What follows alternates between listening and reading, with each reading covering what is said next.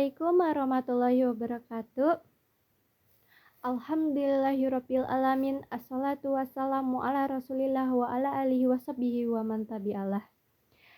Yang saya hormati Bapak, Ibu guru serta teman-teman yang saya cintai karena Allah, marilah kita panjatkan puji syukur kehadirat Allah Subhanahu wa taala karena atas rahmat dan karunia-Nya kita masih diberikan kesempatan, dan nikmat iman, sehingga dapat berkumpul pada hari ini. Salawat serta salam semoga senantiasa tercurah kepada junjungan kita, yakni Nabi Muhammad SAW, beserta keluarganya, sahabat, dan seluruh umatnya hingga akhir zaman. Sebelumnya, perkenalkan, nama saya Gita Janiar Fajar dari Prodi PGSD kelas 4C dengan NPM 24066124020. Di sini saya akan menjelaskan mengenai Idul Adha. Hadirin yang dirahmati Allah, setiap tanggal 10 Zulhijjah, umat Islam di seluruh dunia merayakan Hari Raya Idul Adha. Hari raya ini bukan hanya tentang menyembelih hewan kurban, tetapi juga menjadi momentum untuk meningkatkan keimanan, ketakwaan, serta kepedulian kepada sesama makhluk hidup. Allah Subhanahu wa taala berfirman dalam surat Al-Kautsar ayat 2.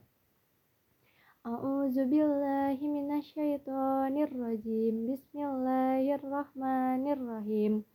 Fasholli lirabbika wanhar, yang artinya, maka laksanakanlah sholat karena Tuhanmu dan berkurbanlah. Quran surat Al-Kautsar ayat 2. Nah, ayat ini menunjukkan bahwa ibadah kurban merupakan salah satu bentuk syukur kepada Allah atas segala nikmat yang telah diberikan.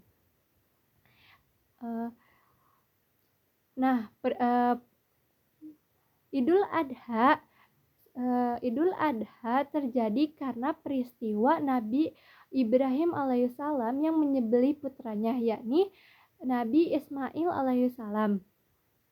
Nabi Ibrahim alaihissalam diperintahkan Allah Subhanahu wa taala untuk menyembelih putranya. Dengan kepatuhan dan ketaatan Nabi Ibrahim kepada Allah Subhanahu wa taala, maka Nabi Ibrahim menyembelih anaknya, yakni Nabi Ismail alaihissalam. Nah, dari ketaatan Nabi Ibrahim dan keikhlasan Nabi Ismail, Allah memberikan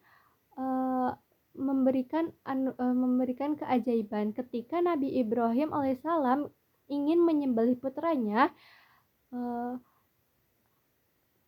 Nabi Ismail yang akan disembelih berubah menjadi domba atau digantikan menjadi domba.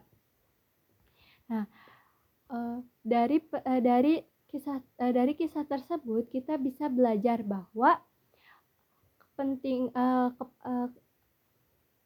perintah dari Allah Subhanahu wa taala harus disimpan di paling atas dari segala kepentingan lainnya.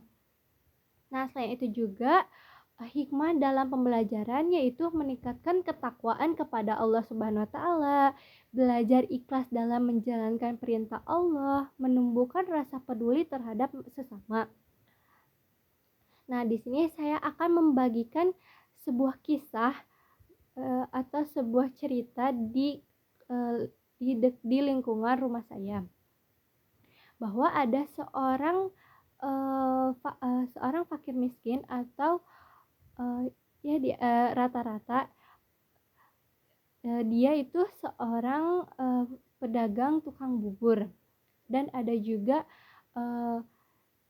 pemulung. Nah, meskipun penghasilan mereka itu tergolong sedikit, tetapi atas niatnya dan keteguhannya untuk berkurban, ia menyisihkan sedikit uangnya demi sedikit untuk membeli hewan kurban tersebut. Nah, hewan kurban yang sering disembelih di Indonesia yaitu sapi dan domba. Unta ada tetapi hanya sebagian. Ada yang tidak. Nah, maka dari itu kita menjadikan Idul Adha sebagai momentum untuk memperbaiki diri bagi yang mampu. Mari melaksanakan ibadah kurban dengan penuh keikhlasan. Jangan sampai semangat Idul Adha hanya dirasakan saat hari raya saja, tetapi hendaknya menjadi pelajaran dalam kehidupan sehari-hari agar kita menjadi pribadi yang lebih ikhlas, sabar, dermawan, dan taat kepada Allah Subhanahu wa taala. Dapat disimpulkan bahwa Idul Adha bukan sekedar menyembelih hewan kurban, tetapi mengandung banyak pelajaran tentang keikhlasan, ketaatan kepada Allah Subhanahu wa taala, pengorbanan, serta kepedulian sesama. Semoga kita termasuk hamba-hamba Allah yang mampu mengambil hikmah dan peristiwa tersebut.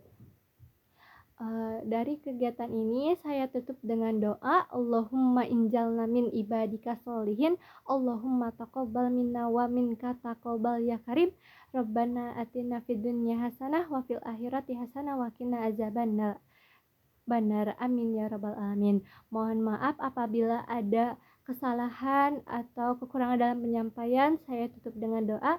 Wassalamualaikum warahmatullahi wabarakatuh.